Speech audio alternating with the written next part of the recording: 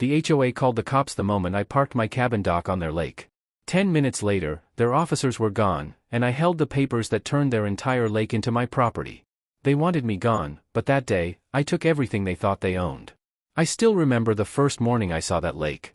The water was calm, still like glass, reflecting the pine trees that circled its edge.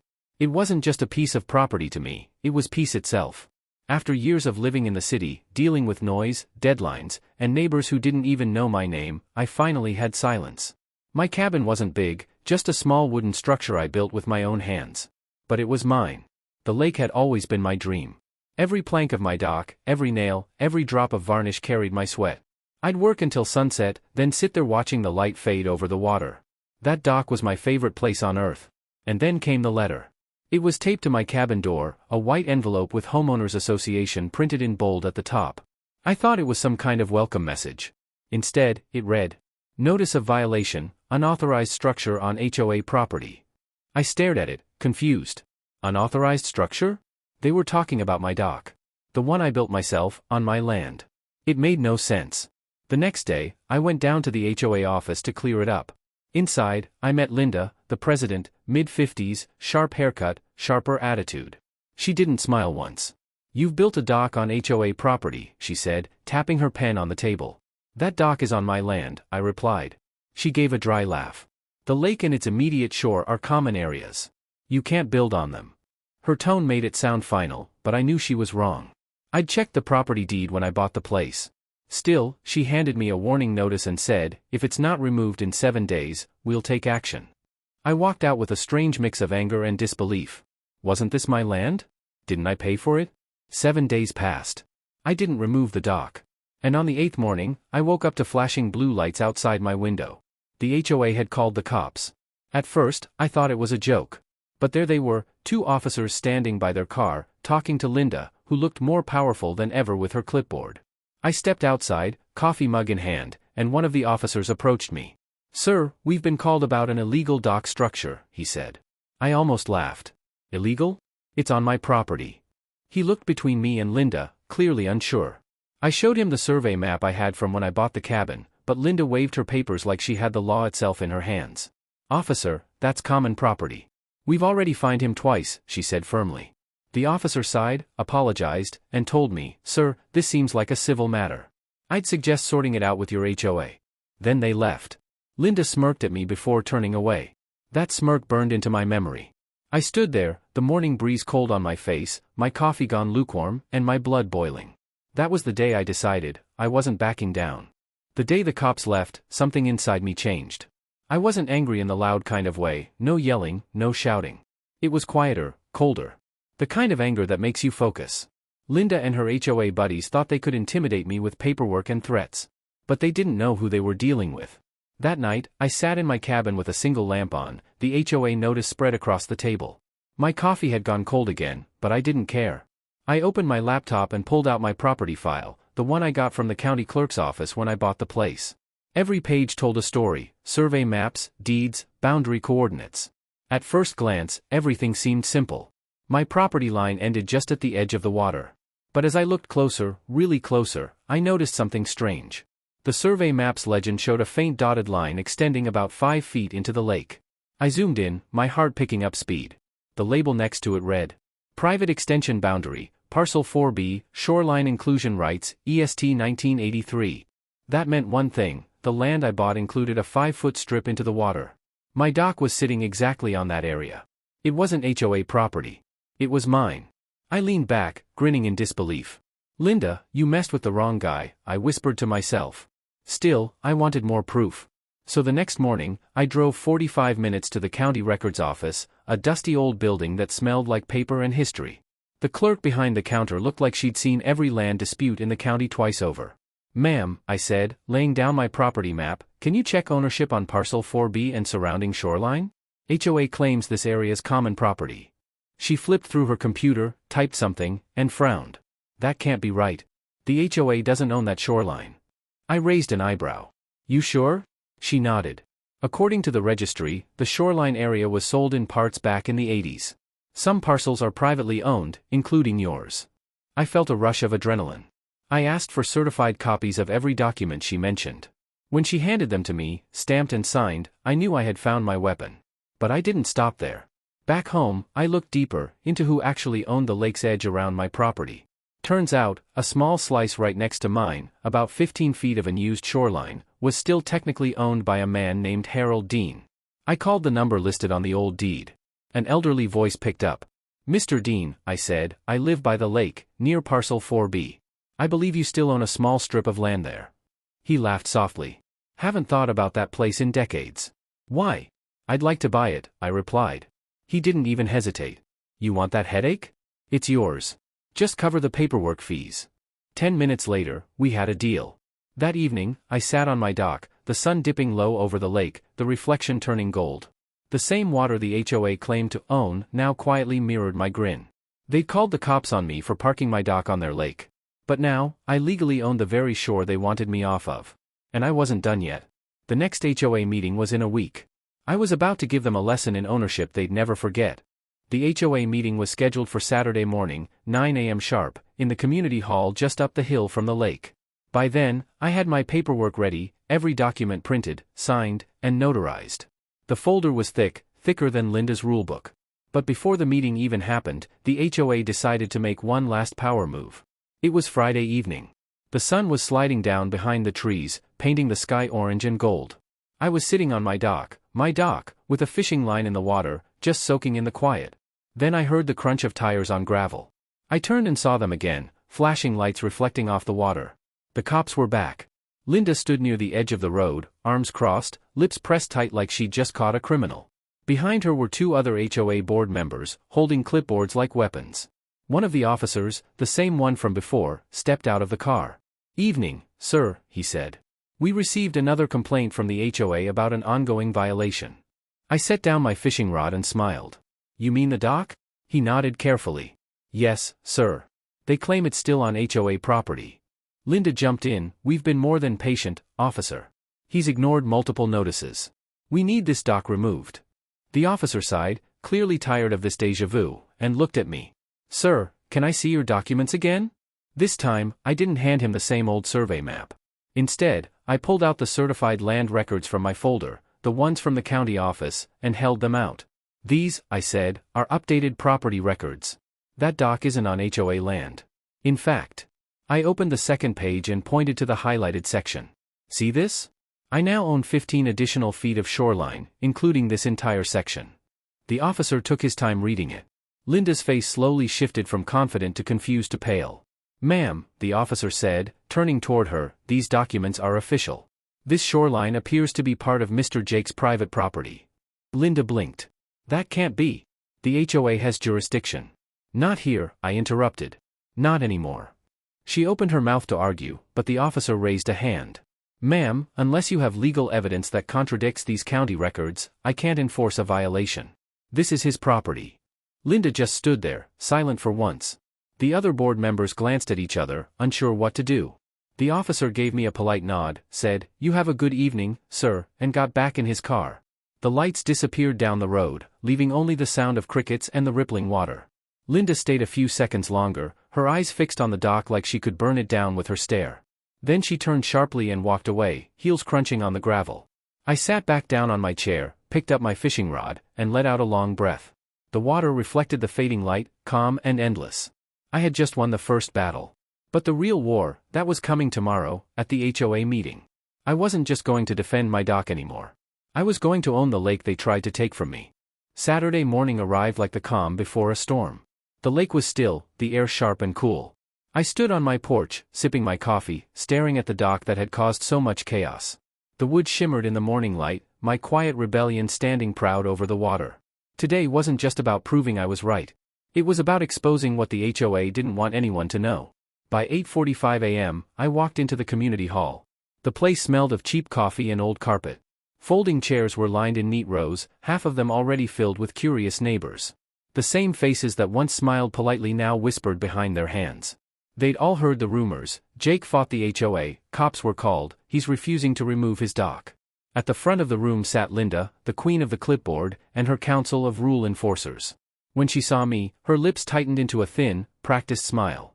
"Mr. Jake," she said into the microphone, "thank you for joining us. We were just discussing your ongoing violation. I placed my folder on the table in front of her. Then let's discuss it properly. Linda cleared her throat. As you all know, the HOA bylaws prohibit construction on common areas, including the lake and shoreline. Mr. Jake has repeatedly ignored this rule. I cut in, calm but firm. That rule doesn't apply to me. Murmurs rippled through the room. Linda frowned. Excuse me? I opened my folder and held up a document. This is a certified copy of my property record from the county office.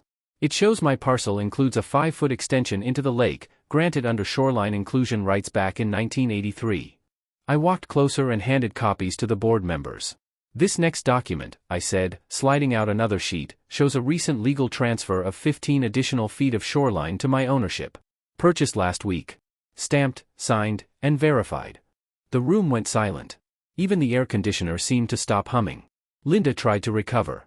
That may be, but the HOA bylaws still govern the use of the lake itself. You can't just claim jurisdiction over shared water. That's when I smiled, the kind of smile that comes when you know the ending before anyone else does. Actually, Linda? I can. I pulled out one last document, older, yellowed around the edges, with a faint watermark from the county legal archives. This, I said, holding it up, is the original community charter, the document that created this HOA 30 years ago. I found it in the county records office. I let the words sink in before continuing. Clause 12, Section D states that HOA authority extends only to common areas owned or managed by the association. That means if an area is privately owned, the HOA has no jurisdiction. None. A wave of gasps swept through the hall. People began whispering, eyes darting between Linda and me. One of the board members hesitated. Is that true, Linda? She stammered, well, I'll need to verify that. You don't need to, I said quietly, sliding the document toward her. It's public record. I stepped back, giving her space to absorb it. For the first time since this whole thing began, she looked genuinely shaken. Someone from the back spoke up, so you mean, Jake isn't breaking any rule? I turned toward the crowd. Not a single one. In fact, the HOA's been trying to enforce authority it doesn't legally have.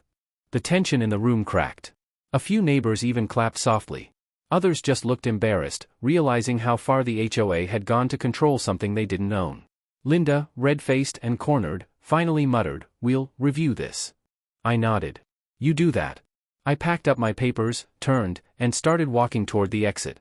Just before I reached the door, I paused and looked back. "Oh, and Linda?" I said, my voice calm but heavy. "The next time you send the cops to my property, make sure they know whose lake they're standing on." Then I walked out, leaving the silence, and their authority, behind me. The weekend after the HOA meeting, the neighborhood felt different. People waved when they passed me on their morning walks. A few even stopped by to say they never liked the HOA rules anyway. But the calm didn't last long. By Tuesday, I noticed something strange, orange stakes in the ground near the lake, bright flags fluttering in the wind. At first, I thought it was some county work. But then I saw Linda's SUV parked by the road, her clipboard in hand. I walked down, coffee cup still in my fingers. "You marking your territory, Linda?" I asked, half smiling. She turned, clearly not amused. "We're conducting a survey," she said curtly. "The HOA board believes there's been a misunderstanding about the property boundaries." I laughed under my breath. "You mean the boundaries the county already confirmed?" She ignored me and motioned to a man holding a measuring pole. "Please continue." That's when I realized, they weren't just checking the boundary. They were trying to redraw it. I watched in disbelief as they hammered new stakes into the ground, on my property. I stepped forward. "You might want to stop right there. You're trespassing." Linda crossed her arms. "This entire shoreline belongs to the HOA. We're reclaiming it until ownership can be clarified." "Clarified?" I repeated. "You mean you're hoping I'll back down again?" She gave a tight smile. "We'll see who the county believes this time." That's when I decided enough was enough. I pulled out my phone and started recording. "For the record," I said, loud enough for the camera to catch, "the HOA is attempting to alter private boundaries that were legally registered last week. Without a court order." The man with the measuring pole froze. Linda hissed, "Jake, put that phone away." "Not a chance." I walked closer, filming the stakes. "You've already lost once, Linda. Don't dig a deeper hole." She snapped, "You think you can just take what you want because you filed some papers?" I looked her straight in the eyes. "No. I earned it, by doing what you didn't, checking the law." She turned to her assistant, whispering angrily. Then she stormed off, heels digging into the mud. Her SUV tires spun gravel as she sped away. The next morning, I got an email from the HOA, an official notice of property dispute. It was full of legal jargon, but the message was simple. They were taking me to court. I smiled, sipping my coffee. I had been expecting this. What they didn't know was that I'd already hired a lawyer, and not just any lawyer. My cousin, Ethan, worked in real estate litigation. Sharp, calm, and absolutely ruthless when it came to property law. When I showed him the documents, he grinned. They really tried this? Yep, I said. They called the cops twice, redrew the boundary once, and still think they can win. He leaned back in his chair. Jake, you're sitting on a goldmine. I frowned. What do you mean? He pointed at the map. See this strip of land? The one you bought from the county? That's technically access frontage, meaning, by law, whoever owns it controls access to the entire waterline. My eyes widened. So, the HOA can't use the lake? He smirked. Not without your permission. That moment hit me like thunder. The HOA, who tried to chase me off my dock, had just handed me control of the very lake they ruled over. I laughed, shaking my head. They called the cops on me for parking my dock, now they'll have to ask me before they dip a toe in the water. Ethan chuckled. Let's make it official. We'll file the ownership confirmation tomorrow. As I left his office, the sunset painted the sky golden red, just like the first day this war began. Only this time, I wasn't the one under attack. I was the one holding the shore. The courtroom smelled like old wood and paper. The ceiling fans hummed softly above, moving warm air that couldn't quite cool the tension in the room. At the front sat the county judge, calm, gray-haired, and clearly used to dealing with neighborhood wars that got way too personal. Linda sat across the aisle, lips tight, eyes sharp, clutching her binder like it was armor. Her HOA board members flanked her, all silent but fuming. I sat beside my lawyer, Ethan, feeling oddly calm. For months, they'd bullied, threatened, and harassed me. Today, I was done defending myself. Today, I was taking back everything. The judge adjusted his glasses.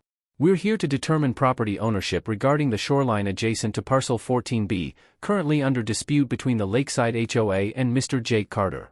Ethan stood first. Confident, smooth, professional. Your Honor, we'll make this simple. My client purchased the land in question legally, directly from the county. The deed is recorded and notarized.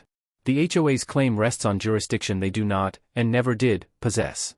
He handed over the files, the same documents I'd carried for weeks. The judge flipped through them slowly, eyes narrowing, then turned to Linda. Mrs. Peterson, he said, do you have evidence contradicting this ownership? Linda stood, her voice tight. Yes, Your Honor. The HOA has always managed this lake. It's part of our community's shared environment. Mr. Carter's dock violates long-standing rules about construction and use. The judge looked unimpressed. Do you have proof the HOA owns the shoreline? Silence. Linda hesitated, flipping pages, stammering something about historical precedent and community agreements. Ethan calmly interjected, Your Honor, the HOA's own charter limits jurisdiction to common areas owned or maintained by the association. Section 12D. The judge nodded slowly. I see that here. Then he looked directly at Linda. Which means, if Mr. Carter owns the land, your association has no authority over it. Her voice cracked. But he can't own the lake. Ethan smiled faintly. Not the lake, Your Honor. Just the access. The shore. Which, according to county zoning law, determines use rights. Meaning my client controls access to the water from the entire northern stretch of this community. The judge leaned back, absorbing it all. The room went still, you could have heard a pin drop. Finally, he signed a paper, set his pen down, and said the words that ended it all. Ownership of the disputed shoreline, including all access rights, is hereby confirmed under the name of Jake Carter. Linda's jaw dropped. One of the board members muttered, that can't be right. But it was. The gavel hit the desk with a dull thud. It was over. When I stepped outside, the air felt lighter, cleaner somehow. The lake shimmered under the afternoon sun like it was smiling back at me. That night, I walked down to my dock. The wood creaked softly under my feet as I sat at the edge, the water calm and glassy. I could still hear the echo of the gavel in my head, like a drumbeat of victory. The same dock they tried to tear down was now the symbol of their defeat. A week later, the HOA sent out a newsletter. The front page read, Notice, access to North Shore Lake now requires permission from property owner. That property owner was me. Linda didn't show up at meetings anymore. The neighbors, once quiet or skeptical, now smiled and waved every morning.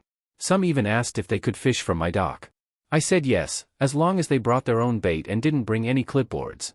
Sometimes, I'd sit there in the evenings, watching the sunset paint fire over the water, and think about how it all started: one dock, one petty HOA, one call to the cops. They wanted to scare me. They ended up giving me the whole shore.